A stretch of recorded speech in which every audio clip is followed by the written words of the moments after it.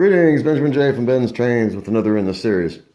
Well, here's the $8.666. It is finished. I've replaced the bell, and while it's not correct, it is at least a bell. And doesn't look too bad, considering it took a grand total of 5 minutes to install that. No idea what it's off of, but like I said, it had a small spindle on it, so it had to be mounted in a hole, which is great because it's a great way to keep it on there. So I just put a drop of epoxy on it, epoxied it into the hole, and then colored it black and zapped it with some oil, and there it is. So it is now complete, or as complete as it's going to be. Front truck, rear truck, new side rods, runs great, looks great, and it was $8. And plus I had the fun of fixing it. So this is pulling 20 Lionel cars with no problem at all, as you see.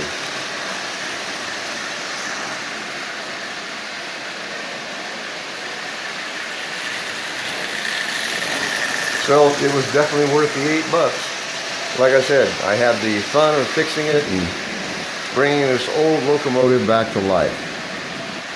And that's the fun part about this.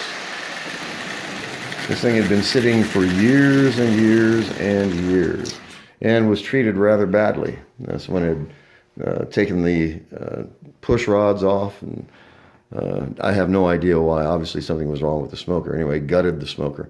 And the bell was broken off. So like I said, I just drilled a hole, mounted that new bell. I have no idea what this is actually off of at all. I found it in the bottom of the parts box. I knew I had some bells.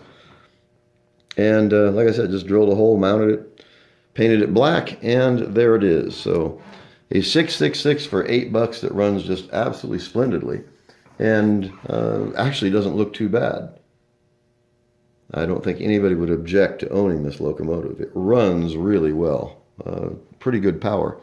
Like I said, it's pulling 22 Lionel cars from a dead stop with no problem at all.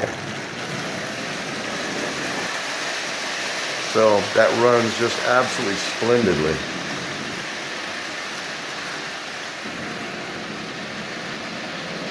As you see. And that's right at 50% power. There's a lot of weight behind that locomotive. It's a long train. Anyway, I just wanted to do a quick video. It's probably the last one on this. So it's finished. It took 3 days. And I was going to just forget about the bell, but I remembered I had some, so I figured I would take a look and see what it would take to actually replace that bell. So it's on there. It looks good. Good enough anyway. It is a complete engine once again. So the side rods are installed. It runs really, really well.